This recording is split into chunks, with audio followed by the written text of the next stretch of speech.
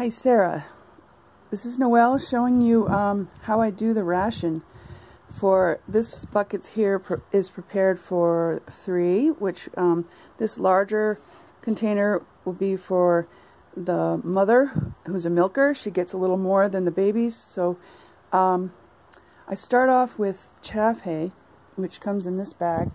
It's kind of a live green food, and I just take some and throw it in about halfway up each cup. These have 4 equal cups, so it's kind of nice because it's all measured out.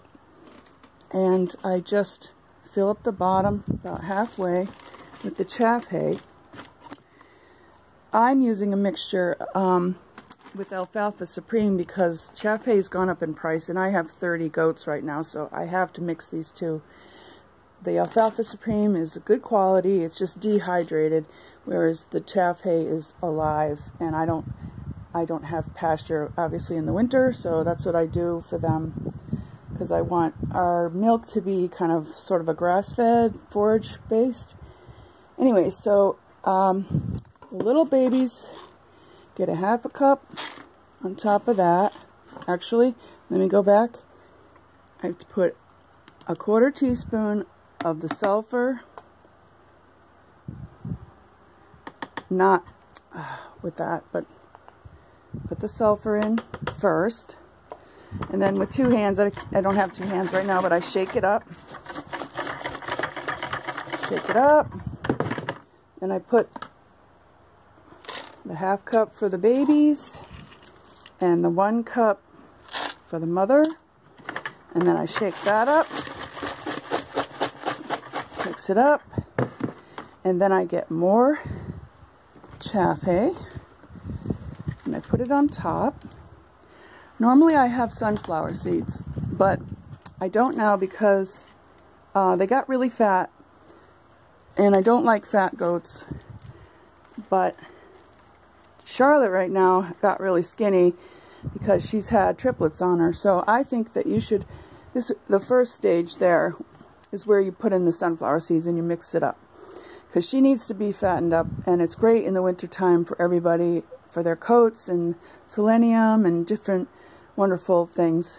So okay, then I've got the chaff hay. I'm going to put a little more. This other bucket kind of holds it all together. And then what I do is I take the dolomite, which is this white powder, which I get at Metcalf's, and it comes in this 50-pound bag.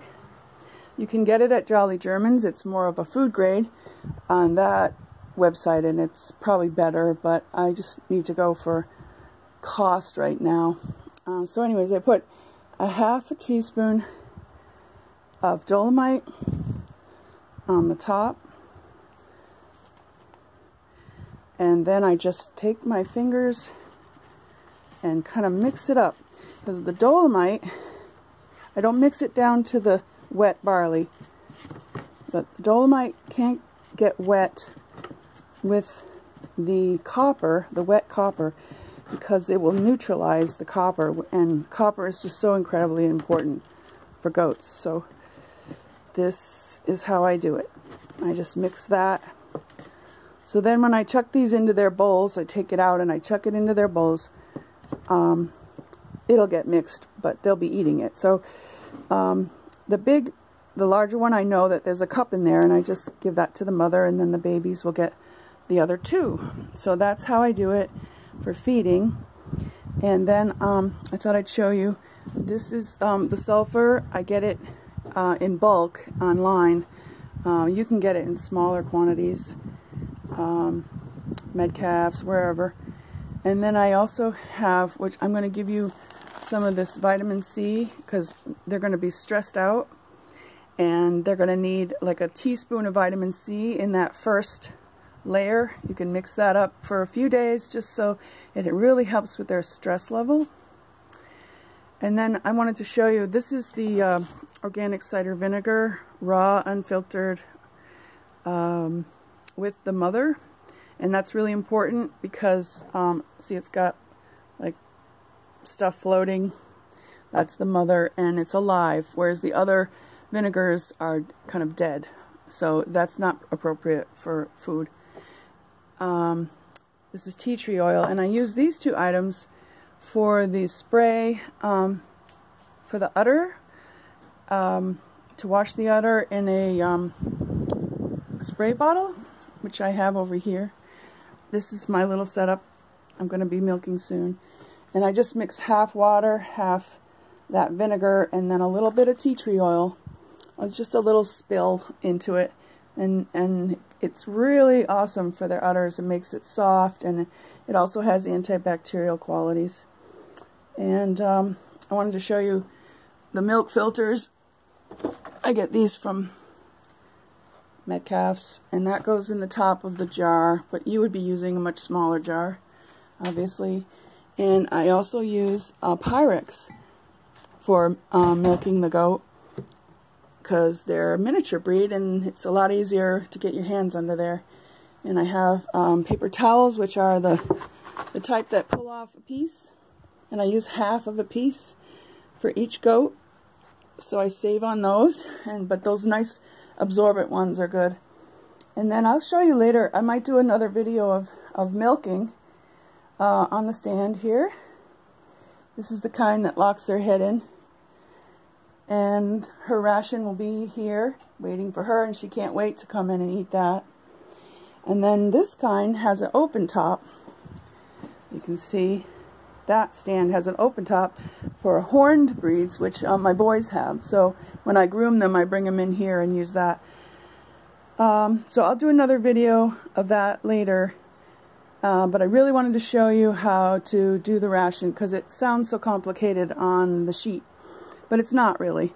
I've worked it out over years. And also, this is barley, and I have all your measurements for you. I believe it was 28 cups for a whole week. You can mix this up in a non-reactive, you know, not metal, basically, and white or clear plastic is recommended. Color plastic leaches toxicity. Anyways, you put in, I measured your copper, I believe, was 3 teaspoons, and you put that in, and you put in a half a cup of vinegar, that was your measurement, and I believe it was 14 cups of water, which is half of the volume of the barley. And then it just soaks. Try for 24 hours, but sometimes there's a pinch. I usually do it whenever, and then the next feeding I use it. But it's nice when it's soaked, because they get fat and not so harsh to eat. And but this is really wonderful. This is like life-saving. And the vinegar is necessary to keep the barley from fermenting, and also for potassium, really great when they start having babies. They really need that potassium. But copper this is like the best way to do copper, because it soaks right into the grain and it becomes almost natural, even though it's not. But copper will save you so many. I would never do it any other way, because copper is like a foundational thing that keeps them from getting sick. So many things.